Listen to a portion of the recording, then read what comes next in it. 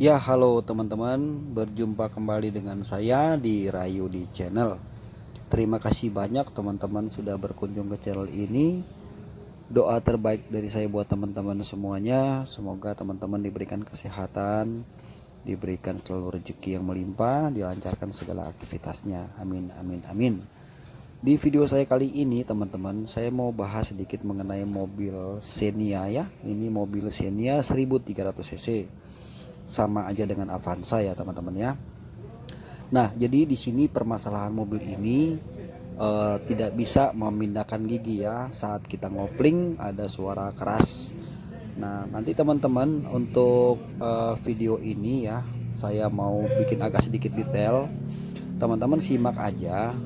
Tujuannya apa? Supaya teman-teman nanti setelah menonton ini bisa nanti teman-teman paling tidak ya mendapat wawasan. Dan kalau teman-teman misalnya punya basic otomotif, teman-teman bisa nanti mengerjakan sendiri. Kalau punya mobil tetangga bermasalah atau mobil saudara kita bermasalah atau mobil kita sendiri ya, teman-teman bisa nanti mengerjakan sendiri. Nah, teman-teman ikuti aja video ini sampai selesai dan jangan di skip supaya teman-teman paham nanti apa yang saya maksud ya teman-teman ya. Nah, teman-teman yang belum subscribe channel ini, mohon dukungannya teman-teman ya, jangan lupa di subscribe. Oke teman-teman, kita dengar dulu begini suaranya saat nanti kalau mau ngopling mobilnya ya, kedengeran.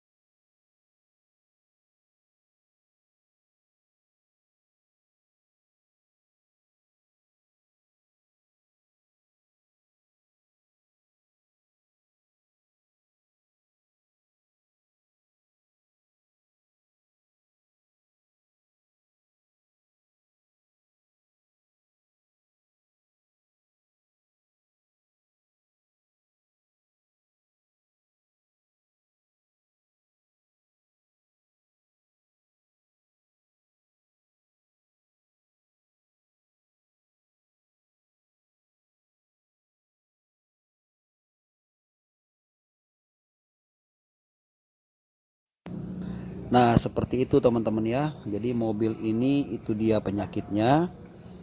Itu sudah menunjukkan gejala-gejala kerusakan pada deklaher ya. Nanti mungkin buat teman-teman yang masih awam atau pemula mungkin masih bingung apa itu deklaher, nanti sebentar saya akan jelaskan.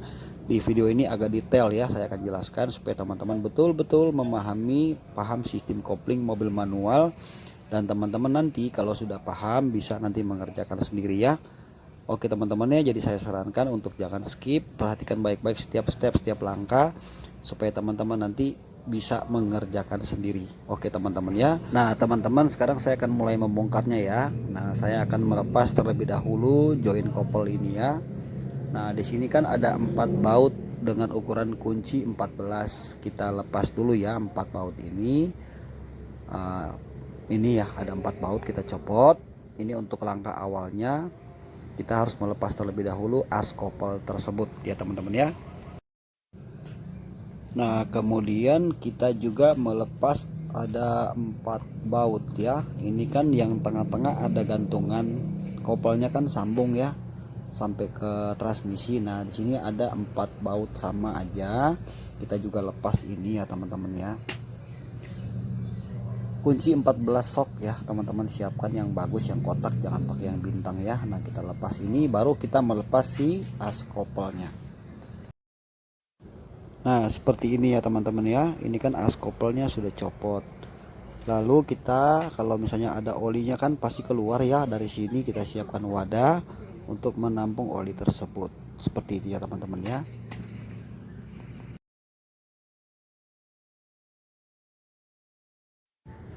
Kemudian kita melepas, ini kan ada klem-klemannya untuk kabel atau tali untuk persneling ya teman-teman ya. Jadi 2 tali ini tuh dari handle ya, handle tuas persneling. Nah, kita lepas deh tuh, ada gantungannya kan di situ, maksudnya ada spinya 2 biji. Nah, kita lepas dua-duanya. Kemudian nanti di bagian depan itu juga ada spi pengait ya untuk tali. Intinya tali dua-dua ini kita pisahkan dari si transmisi teman-teman. Oke, selanjutnya kita melepas juga. Ini kan ada dudukan untuk engine mounting transmisi ya, atau mounting gearbox. Di sini ada 4, 6, 8 baut ya, kunci 14 sok kita buka. Jadi ini nanti yang melintang ya, palangan ini kan untuk mounting ya, posisi mounting ini kita lepas juga ya teman-teman ya. Dan teman-teman jangan lupa untuk menyiapkan dongkrak untuk menahan transmisi. Selanjutnya kita juga mesti melepas jembatan ini ya teman-teman ya. Nah ini pakai kunci 17 sok, pakai sok dulu baru boleh pakai pas ya, supaya kepala bautnya tidak rusak. Ada 3 sebelah kanan, 3 sebelah kiri, jadi kiri kanan ada 6 bautnya. Ini harus dicopot supaya mudah pada saat kita menurunkan si transmisi tersebut.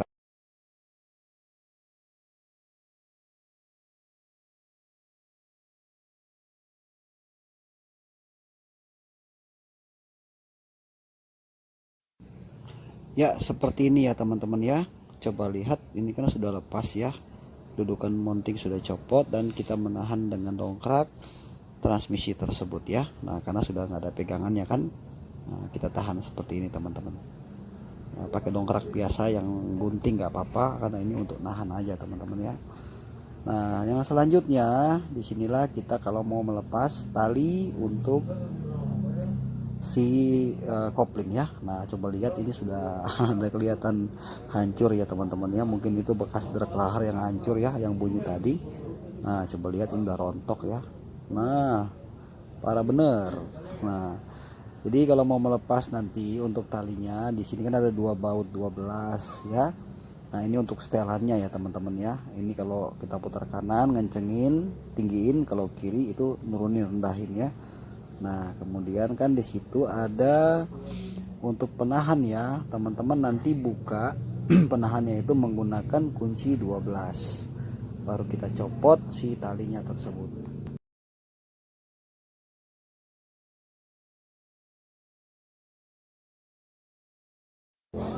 Nah seperti ini ya teman-teman ya, kalau bautnya udah lepas, baut 12 nya 2 biji udah lepas, kita tinggal nah ini kan ada pelindungnya. Nah setelah itu kita tinggal menarik si kabel tersebut. Udah pakai baut 12 ya teman-teman ya. Nah ini kita tinggal keluarin seperti itu. Oke, langkah selanjutnya ya, kita berarti sekarang melepas baut pengikat ya. Nah ini kan ada baut pengikat antara transmisi dengan mesin. Di sini ada baut yang besar itu 17, yang lebih kecil itu 14. Tetap kita harus gunakan terlebih dahulu pakai kunci sok ya, karena ini lumayan keras ya teman-teman ya, lumayan kencang. Nah semua itu baut kita lepas, semua baut yang keliling kita lepas menggunakan kunci 17 dan 14. Selanjutnya kita juga melepas ada kabel ya, ini kabel untuk speedometer ya, ini ya soket, ada soket ya. Nah itu untuk speedometer teman-teman ya, dan di depan ada satu lagi soket ya. Nah kita lepas juga soket kabel ini, kita pisahkan dari transmisinya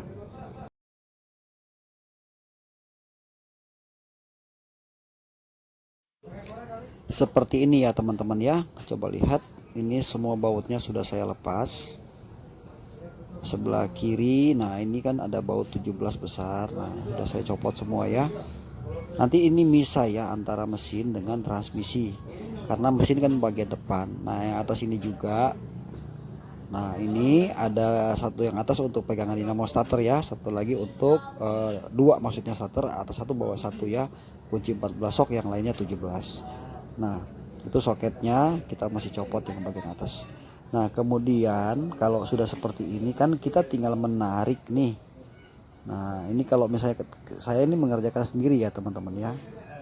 Nah jadi kita ambil kain lap aja, kita bisa taruh di lutut kita sebelah kiri, atau kalau teman-teman mau pakai sebelah kanan boleh.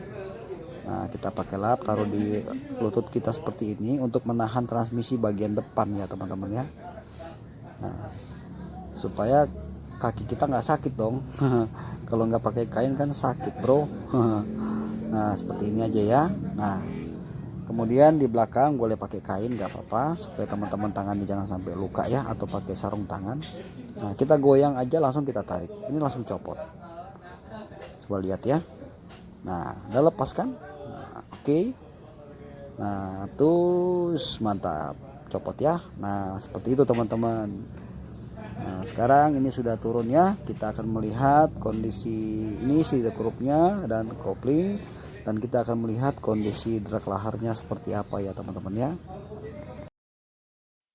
Oke teman-teman, sekarang kita lihat ya kondisi drag laharnya. Nah, ini nih yang menyebabkan tadi kenapa kalau kita nginjak kopling sampai bunyi seperti itu, karena ini rontok. Coba lihat ya, hancur ya ble. Nah, itu permasalahannya teman-teman ya. Nah, ini si the crop atau matahari sama aja namanya, dan di balik dalam situ ada si plat kopling.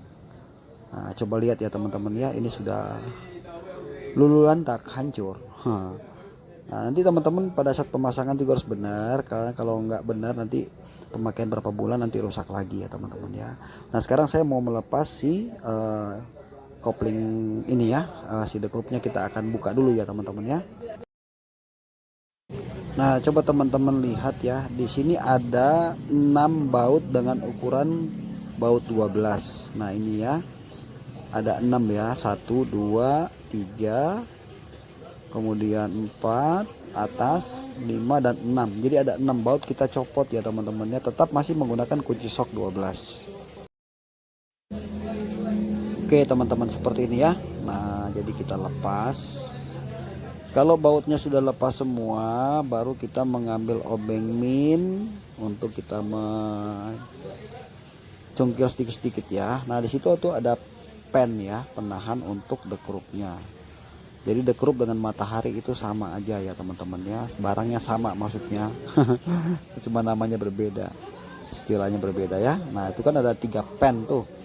Nah, kalau udah baru kita mencungkilnya menggunakan obeng sampai dekrup ini lepas.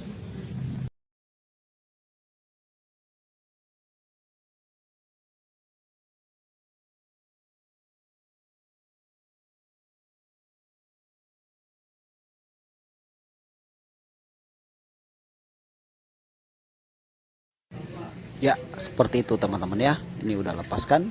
Nah, coba kita lihat ya kondisinya bagaimana si kanvas kopling ini dengan kondisi si dekrupnya. Intinya sih di mobil ini permasalahan utamanya itu di deklaher ya teman-teman ya. Itu yang menyebabkan tidak bisa pindah gigi ya. Nah, coba kita lihat kondisi si kanvas koplingnya. Nah, sebetulnya kondisi kanvas koplingnya ini masih kategorinya masih bagus, artinya masih bisa dipakai maksudnya ya. Coba lihat, nah kan masih lumayan ya, masih agak tebal gitu, masih ya kira-kira ini 60-70% masih bisa dipakai ya. Kemudian dekrupnya juga kondisinya masih bagus, hanya ini kena dari deklaher ya, jadi kayak agak gosong gitu ya teman-teman ya. Jadi masalah utamanya itu ada di deklahernya. Sekarang coba kita lihat kondisi flywheel ya, atau roda gila atau gigi gendeng. Sama tuh istilahnya, cuma beda-beda nama tapi sama barangnya ini ya. Nah, ini harus rata ya teman-teman ya, tidak boleh bergelombang. Kalau ini bergelombang atau misalnya kelihatannya agak retak-retak, harus dibawa ke bengkel bubut untuk diperbaiki. Cukup buka baut ini, bawa bengkel bubut ya. Nah, intinya ini tidak boleh bergelombang, harus rata ya teman-teman ya, supaya tidak getar saat kita mau melepas kopling tanggung. Nah, sekarang kondisi deklaharnya seperti ini ya teman-teman ya. Kita akan langsung melepasnya. Di sini saya sudah menyiapkan juga yang baru untuk kita menggantinya teman-teman ya. Jadi kita lepas saja si deklahar tersebut.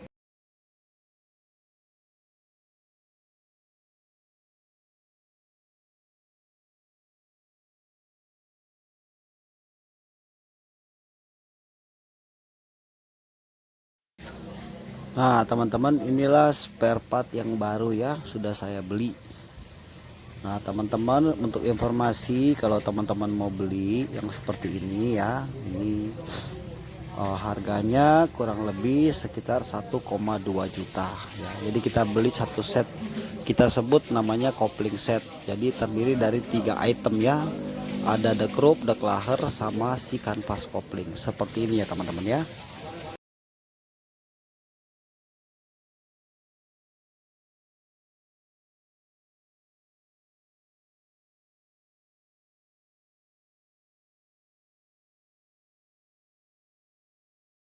Nah sekarang coba kita lihat deklaher yang baru Nah ini ya, jadi saat kita ngopling tuh ini maju sambil mutar ya Pak Bro. Nah itu tugasnya, supaya si kanvas kopling bisa bebas. Saat mesin hidup gigi bisa dipindahkan. Jadi coba kita lihat yang lama. Wow, hancur. Nah jadi pemasangannya harus tepat, harus benar ya, dicoakannya persis, dan pasang spinya supaya tidak cepat rusak. Oke teman-teman, setelah itu ini adalah kanvas koplingnya ya. Nah ini untuk kanvas koplingnya. Nanti untuk pemasangannya ya teman-teman ya, perhatikan ini kan ada perbedaannya. Satu sisinya rata, satu sisinya kan berbeda ya agak. Nah yang rata ini itu nanti nempelnya di flywheel atau roda gila ya. Sedangkan yang sisi sini itu ketemu dengan si matahari atau dekrupnya seperti ini ya. Nah kemudian sekarang coba kita cocokkan dulu apakah betul ini kanvas koplingnya masuk. Coba lihat ya. Nah itu kan tengahnya ada bergigi ya teman-teman ya. Dia harusnya ini si giginya harus tepat kalau si kanvasnya benar, karena beda cc beda ya teman-teman ya. Ini kan 1300 ya. Nah kita masukin dulu di sini. Kalau dia masuk ngeplak benar, nah berarti memang pasangannya betul, tidak salah seperti ini ya. Oke, kalau nggak masuk teman-teman harus tukar lagi barangnya, takutnya tokonya salah ngasih. Oke, sekarang waktunya kita untuk memasangnya teman-teman ya. Jika di sini daerah sini ada kotoran, bersihkan saja. Nah kita pasang seperti ini ya teman-teman ya, kanvas koplingnya. Jadi dia di dalam yang rata ya. Sekali lagi yang dalam yang rata. Nah itu tadi yang saya bilang, kalau itu di situ gelombang atau nggak rata, nanti pas kanvas muter gitu goyang, getar ya. Kopling tanggung loh, maksudnya itu agak getar di body itu karena nggak rata. Jadi teman-teman mesti bubut dulu atau flywheel perbaiki dulu, baru bisa pasang kopling baru kalau memang si flywheelnya bermasalah. Oke, sekarang saya lanjut untuk pemasangannya ya. Perhatikan pennya ya, pen ada 3 ya teman-teman ya. Nah ada 3 buah pennya, itu nanti ketemu dengan si dekrupnya seperti ini. Itu kanvasnya sudah saya pasang bareng ya, jadi harus bareng begini masangnya teman-teman ya. Oke, begitu harus tepat, sudah pas ya, masuk pennya, ketok sedikit, baru kita memasang kembali baut yang tadi kita lepas, yaitu baut 12. Jumlah bautnya ada 6 ya, dan ini bautnya baut baja. Jangan sampai baut ini hilang, atau jangan sampai nanti di bagian sini dol ya. Jadi pemasangannya harus hati-hati. Kalau misalnya baut ini ada yang hilang, teman-teman mau beli lagi harus baut baja, jangan pakai baut biasa. Oke teman-teman ya, jadi tinggal kita pasang 6 bautnya, dan jangan dikencengin banget dulu karena kita harus posisikan si kanvasnya lurus ya, supaya nanti as persneling bagian depan itu bisa masuk ke kanvasnya. Nah di sini kita jangan mengencangkan terlebih dahulu. Tujuannya apa? Kita untuk membuat ini supaya posisinya lurus ya, karena harus masuk as persneling yang ini kan. Nah biar dia bisa masuk ke dalam flywheelnya dan si kanvas koplingnya lurus. Kalau sudah lurus baru kita bisa kencangin. Nah teman-teman perhatikan, itu kan si kanvas kopling dengan as itu kan bertemu ya, sedangkan the group dengan flywheel ini langsung ya, posisi kanvas itu masuk ke as persneling ya teman-teman ya. Oke, sekarang kita akan membersihkan bagian untuk posisi drag laher ya. Nah pakai WD seperti ini nggak apa-apa, pakai sejenis WD-40 ya. Kita rontokkan semua kotoran di sini. Kalau di sini ada kerak-kerak kita bersihkan. Tujuannya supaya nanti pada saat deklahar itu bekerja maju dan mundur saat kita ngopling itu betul-betul tidak terhalang oleh penumpukan kotoran di sini ya. Jadi bisa koplingnya pun bisa empuk. Nah kita bersihkan semua di sini sebersih-bersihnya teman-teman ya. Dan nanti pada saat pemasangan deklahar baru harus memberikan sedikit pelumas supaya awet. Jadi di sini harus bersih ya teman-teman ya, dan posisi pemasangan deklaharnya harus tepat. Nah teman-teman sekarang lihat, ini kan deklahar yang baru ya. Nah ini kan ada coakan di sini dan juga ada per itu ya untuk kita pasang supaya kembali pada saat lepas. Nah itu mesti pas di sana. Nah itu kan ada coakannya harus masuk ke sini ya. Jadi tidak boleh sini miring atau tidak tepat, supaya deklaharnya bisa awet ya teman-teman ya. Nah terus pasang juga si kelipan untuk penahan per bajanya itu supaya kembali pada saat lepas kopling. Oke teman-teman, seperti ini ya, ini sudah terpasang dan sudah saya bersihkan. Nah di sini tidak boleh terganggu, harus bersih supaya kopling empuk ya, maju mundurnya tidak terganggu. Jangan lupa pasang pernya. Sekarang saya akan kembali menaikkan transmisi atau persnelingnya. Nah, seperti ini ya teman-teman ya. Di sini sudah saya pasang kembali. Bagaimana cara kita tadi melepas, demikian juga cara kita memasangnya. Yang penting si posisi si kanvas koplingnya harus lurus supaya mudah untuk kita memasukinya ya. Nah, seperti ini teman-teman. Kemudian kita bisa memasang talinya. Nah, di sini kan untuk setelannya, jadi jangan terlalu tinggi teman-teman, karena kalau terlalu tinggi nanti dek laharnya itu menempel terus di dekrup, nanti cepat rusak dek laharnya ya. Jadi dek lahar hanya boleh maju atau berputar pada saat kita ngopling saja teman-teman. Lanjut ya teman-teman ya. Nah, ini udah bagian terakhir. Nah, ini untuk pengisian oli transmisi menggunakan kunci 24. Ini pembuangannya ya, yang bawah atas untuk pengisiannya. Kita boleh menambah oli di sini ya teman-teman ya, dan bawah untuk membuangnya atau mengurasnya. Oke teman-teman, ini sudah selesai. Nah, saya mau tambahkan penjelasan di sini. Ini kan ada pedal untuk kopling ya. Ini jangan posisinya lebih tinggi dari posisi si rem ya. Harus sejajar, lurus ya, atau di bawah sedikit. Kalau terlalu ke atas nanti takutnya pada saat injak itu mentok ya, di bawah bahaya. Ini setelannya di sini kita bisa setel tinggi dan rendahnya seperti itu ya teman-teman ya. Nah, kita bisa setel menggunakan memutar, ada di atas itu kunci 14, kita bisa kendorin ya, kunci pas boleh, kunci ring boleh. Untuk kita setel tingginya harus sama atau si kopling agak ke bawah sedikit. Nah, teman-teman perhatikan ya, di sini untuk setelannya jangan terlalu tinggi ya teman-teman ya, supaya nanti dak laharnya tidak nempel terus. Sama kaki kiri kita tidak boleh gantung di sini saat mobil sedang berjalan. Kita hanya boleh menekan saat kita ngopling aja ya teman-teman ya, seperti itu. Nah, jadi kasih spasi dan bisa di setel. Tinggi rendahnya teman-teman boleh atur, yang penting pada saat pemindahan giginya tidak sulit ya teman-teman ya, sesuai selera. Yang penting di sini jangan ketinggian. Ya oke teman-teman ya, jadi ini sudah selesai, ini bekas lamanya. Nah, ini yang lamanya ya, kopling dekrup dan dek lahar lamanya. Nah, sekarang saya akan mengetesnya ya. Ini pekerjaannya sudah selesai, saya mau tes dulu bagaimana, apakah sudah berhasil dan sudah empuk koplingnya. Oke, kita tes langsung ya teman-teman ya.